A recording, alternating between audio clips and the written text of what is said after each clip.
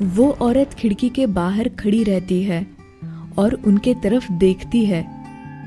जूही उस औरत की तरफ देखती है और फिर वो उस डॉल की तरफ देखने लगती है और जोर जोर से हंसने लगती है।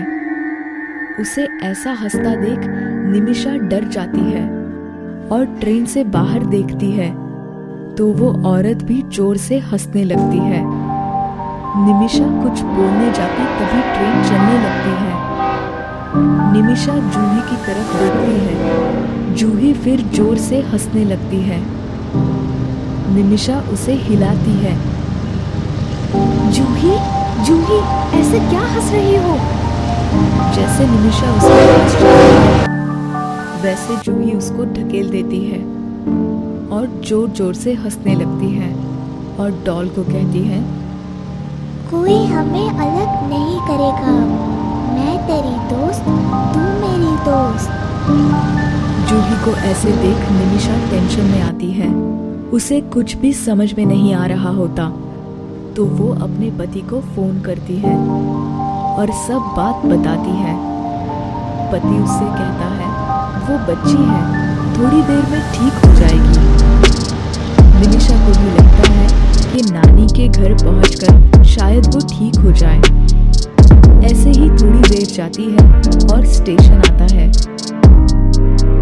निमिषा उठती है और जूही को चलने के लिए उठाने जाती है। जूही अभी भी उस डॉल को देख रही होती है।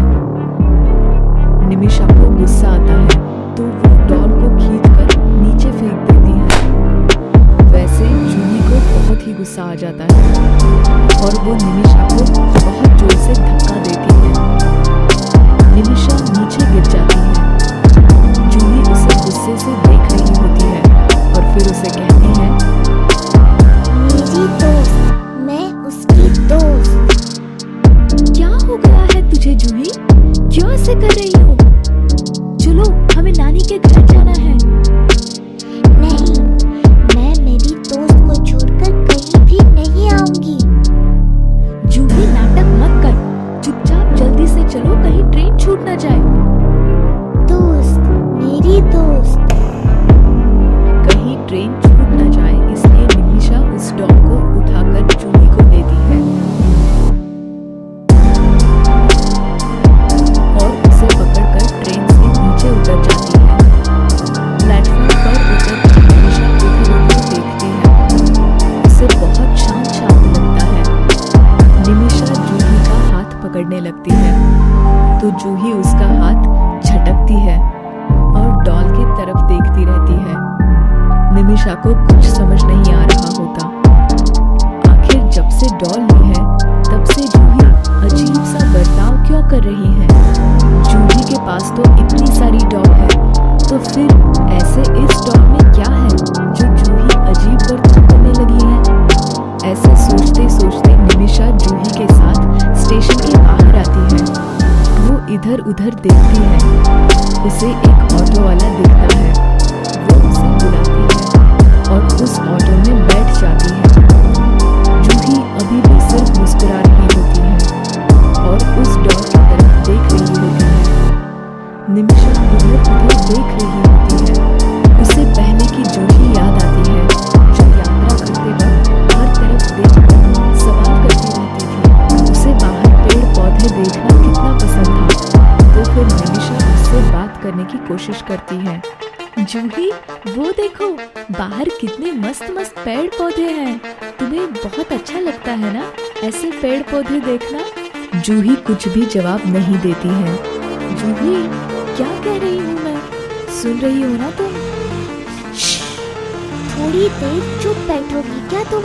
मेरी दोस्त के साथ खेलना है मुझे। जूही, क्या हो गया है तुम्हें? क्यों इतना देख रही हो उस डॉल को? ऐसा क्या रखा है उसमें? ये मेरी दोस्त है और मैं उसकी दोस्त हूँ। फिर तो उसे बहुत गंदी डॉल है वो। हम नई डॉल लेंगे। नहीं, मैं नहीं छोड़ूंगी मेरी दोस्त को, कभी नहीं छोड़ूंगी। जूही रोने लगती है और अपने डॉल को सीने से लगा देती है। उसे ऐसा रोते देख निमिषा उसे शांत करने लगती है। अच्छा, रोना बंद करो, चलो नहीं फेंकेंगे उसको।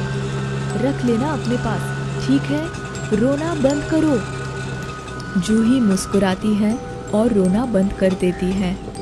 तभी नानी का घर आ जाता है।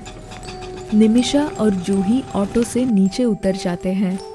आखिर जूही को क्या हुआ होगा? क्या वो ठीक हो जाएगी या फिर और कोई मुसीबत आएगी? जानने के लिए आगे का एपिसोड देखना ना भूलना। एक दिन एक औरत जिसका नाम निमिषा होता है, वो अपनी 12 साल की बेटी जूही को लेकर ट्रेन से यात्रा कर रही होती है। वो दोनों जिस डिब्बे में बैठी हुई होती है, उस डिब्बे में और कोई भी नहीं होता। ट्रेन चालू हो जाती है। वो दोनों बाहर देख रही होती है। तभी वहाँ एक बहुत ही डरावनी दिखने वाली औरत आ जाती है। उस औरत के आते ही उस डिब्बे की लाइट चालू बंद होने लगती है। वो छोटी लड़की जूही डर जाती है। तब उसकी माँ उसको अपने पास लेकर कसकर पकड़ लेती है। वो औरत उनके सामने वाले सीट पर बैठ जाती है। वो औरत ऊपर लाइट के तरफ देखती है और लाइट ठीक हो जाती है। निमिषा और जूही भी उस लाइट के तरफ देखते हैं तो वो लाइट ठीक हुई होती है। अरे डरो नहीं बहन, मैं कोई भूत थोड़ी हूँ। वो तो मेरा हुलिया ही ऐसा है। जी नहीं, ऐसी कोई बात नहीं है। वैसे कहाँ जा रही हो आप दोनों? मैं अपने मायके जा रही हूँ। अच्छा, वैसे आपकी बेटी बहुत ही प्यारी है। जी थैंक यू। वो औरत अलग ही टोन में बोलती है। इतनी प्यारी है तो हर कोई इसे पास लेता होगा। बचाए रखना, कहीं नजर न लगे किसी की। निमिषा कुछ बोलती उससे पहले ही वो औरत अपने थैली से एक डॉल निकालती है। वो डॉल भी बहुत अजीब होती है। वो औरत डॉल लेकर जूही की तरफ देखती है। जूही भी उस डॉल की तरफ देखने लगती है। वो औरत डॉल जूही के सामने करती है और कहती है, तुम्हें बोर हो रहा होगा ना बेटी, लो ये डॉल लो और इससे खेलो। अरे नहीं नहीं, रहने दो। लेने दो, उसे बहुत पसंद आएगी। लूँ क्या मैं मम्मी डॉल? अच्छा ठीक है, ले लो। वो औरत जूही के हाथ में डॉल देती है। जूही वो डॉल लेती है और उसे देखने लगती है। जूही उसकी आंखों में देखने लगती है। वैसे उस डॉल की आंखें गोल गोल घूमने लगती हैं। जूही डॉल को दबाती है। वैसे उससे आवाज आने लगती है, मैं तेरी दोस्त, तू मेरी दोस्त। मैं तेरी दोस्त, तू मेरी दोस्त। निमिषा और जूही आश्चर्य से उस डॉल के तरफ देखती हैं और फिर उस औरत की तरफ देखती हैं। ये डॉल? कहा था ना, बहुत प्यारी डॉल है। जूही बस अब दे दो उनको उनकी डॉल वापस। जैसे निमिषा डॉल वापस देने की बात करती है, वैसे एकदम से जूही का बर्ताव बदल जाता है और वो चिढ़ जाती है और गुस्से से खड़ी हो जाती है और अजीब आवाज में कहती है, किसी को नहीं दूंगी मैं इसे, ये मेरी दोस्त है। जूही को ऐसे देख वो औरत मुस्कुराती है। निमिषा उस औरत के तरफ देखती है, फिर जूही की तरफ देखती है तो अभी भी जूही उस डॉल के तरफ देख रही होती है। जूही, वो उनकी बेटी की डॉल है ना, दे दो उनको, उनके बेटी को चाहिए होगी ना। जूही फिर बहुत चिढ़ जाती है। कहा ना नहीं दूंगी, सुनती क्यों नहीं हो? जूही! अरे बहन, रहने दो उसको वो डॉल। लेकिन आपके बेटी को भी चाहिए होगी ना। नहीं नहीं, कोई बात नहीं, अब वो इस डॉल से नहीं खेलती, आप रख लो। अच्छा ठीक है, धन्यवाद। कोई बात नहीं, अब मैं निकलती हूँ, मेरा स्टेशन आने वाला है। वो औरत उठती है और निकलने लगती है और जूही के तरफ देखती है और मुस्कुराती है और कहती है, अच्छे से खेलना हाँ तुम इस डॉल से। हाँ, ये मेरी दोस्त है, मैं इसकी दोस्त हूँ। हाँ। निमिषा उन दोनों की तरफ देखती रहती है। फिर स्टेशन आता है और वो औरत उनके तरफ देख मुस्कुराते हुए निकल जाती है। अरे ऐसे क्यों भाग रही हो? रुको। तभी औरत आकाश की तरफ हंसते हुए देखने लगती है और ट्रेन के आगे आकर उसका एक्सीडेंट हो जाता है और ट्रेन आगे चली जाती है। ओह माय गॉड, ये क्या हुआ? वो कोई औरत नहीं, वो भूतनी है। आई एम 100% श्योर वो भूतनी ही है। मानसी, विजय और आकाश तीनों दोस्त हैं। इनकी प्लेसमेंट मुंबई की एक बड़ी कंपनी में लग गई थी। उन्हें 2 दिन में ही कोलकाता से मुंबई पहुंचना था। मानसी अपने लैपटॉप में ट्रेन की टिकट देख रही होती है। यार मुझे तो एक भी ट्रेन में टिकट्स नहीं मिल रही है। अरे यार ढंग से ढूंढना, मिल जाएगी। 2 दिन में हमें मुंबई पहुंचना बहुत जरूरी है, वरना हमारे हाथ से ये जॉब चली जाएगी। क्यों ना हम लोग एरोप्लेन से जाएं मुंबई? अबे ओ रईस की औलाद, हमारे पास कॉलेज की फीस भरने के लिए पैसे नहीं रहते और हम फ्लाइट कैसे अफोर्ड करेंगे? अच्छा रुक, मैं कोई जुगाड़ करता हूँ। आकाश 3 टिकट्स बुक कर लेता है। अरे वाह भाई, तूने तो 3 टिकट्स बुक भी कर दी, वो भी इतनी जल्दी। अरे यार, ये जो लड़कियां होती है ना, उनमें दिमाग थोड़ा कम होता है, इसलिए कोई काम ढंग से कर ही नहीं पाती हैं। चुप कर। और कहाँ की टिकट मिल गई तुझे? मुझे तो एक भी टिकट नहीं मिली ढंग की। यही कोलकाता में एक गांव है, वहाँ एक रेलवे स्टेशन है छोटा सा, उसी में रात के 11 बजे टिकट बुक की है। कहीं वो बैगन कोडर रेलवे स्टेशन तो नहीं है? अरे हाँ, यही तो है वो। तू पागल है क्या? यहाँ पर शाम के 5 बजे के बाद जाना भी मना है। यहाँ के गांव वाले कहते हैं कि यहाँ एक औरत की आत्मा भटकती है और वो सबको मार डालती है।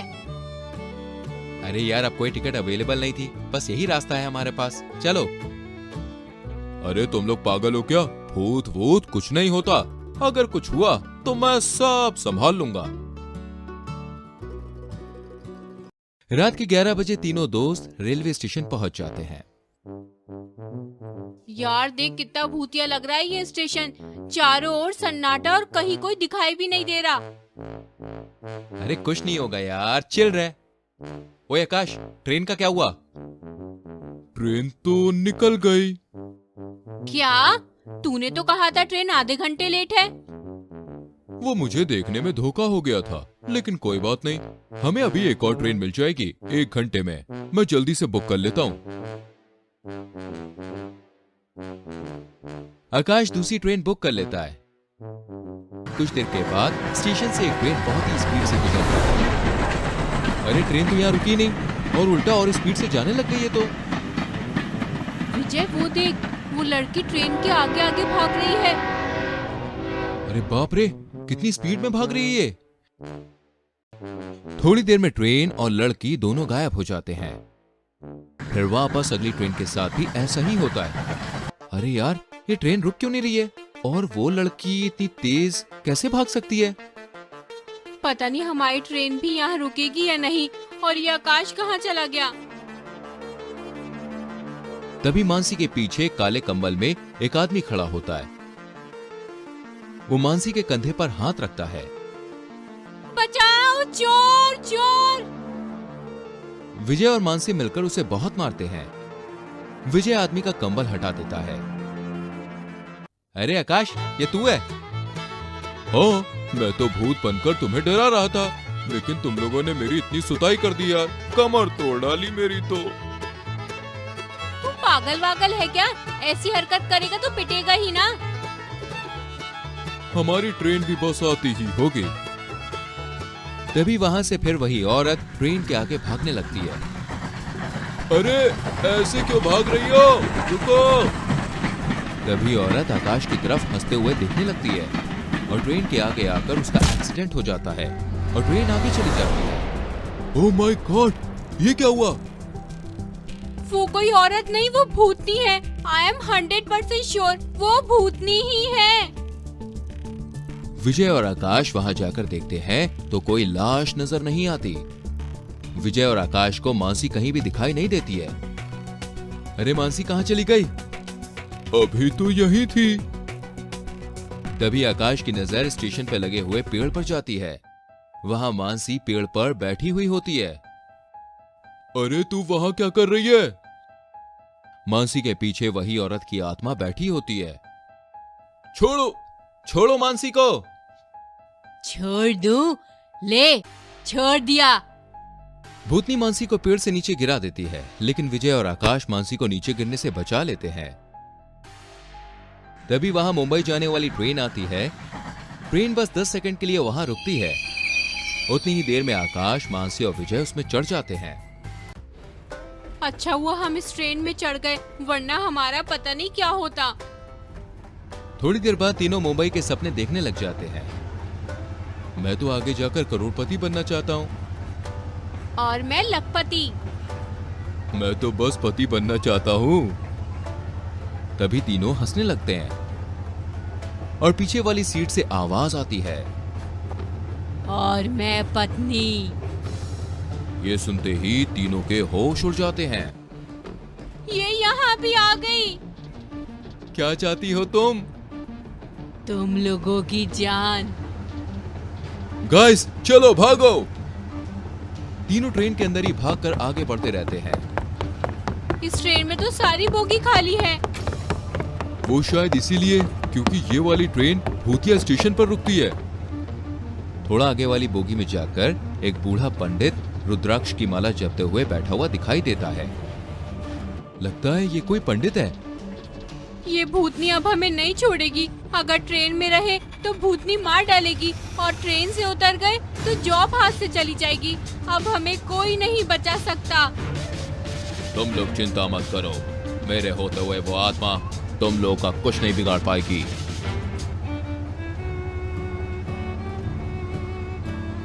लगता है अब वो आत्मा चली गई। मैं वॉशरूम होकर आती हूँ। मानसी वॉशरूम जाती है, फिर हाथ धोते समय बाथरूम के मिरर में देखती है। मिरर में वही आत्मा गुर्राने लगती है। मानसी चिल्लाती हुई वहां से भागकर अपने दोस्तों के पास जाती है। वो आत्मा वहाँ बाथरूम में थी। आत्मा धीरे धीरे उन लोग की तरफ आने लग जाती है। क्या चाहती है तू? तेरी मौत कैसे हुई? बता हमें।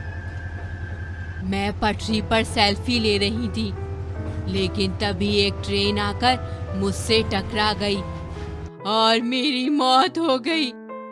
इसलिए मैं भी अब बदला लूंगी। ए भूतनी, इसमें किसी ट्रेन वाले की कोई गलती नहीं थी।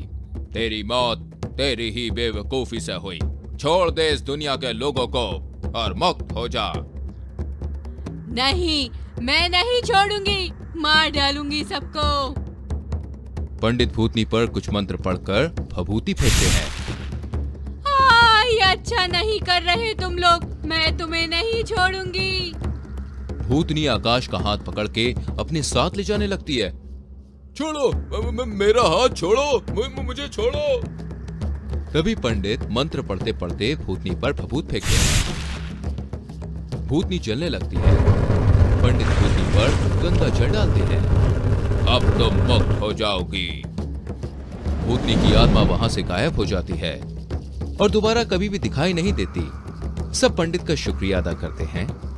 आकाश, विजय और मानसी मुंबई पहुंच जाते हैं और हंसी खुशी रहने लगते हैं।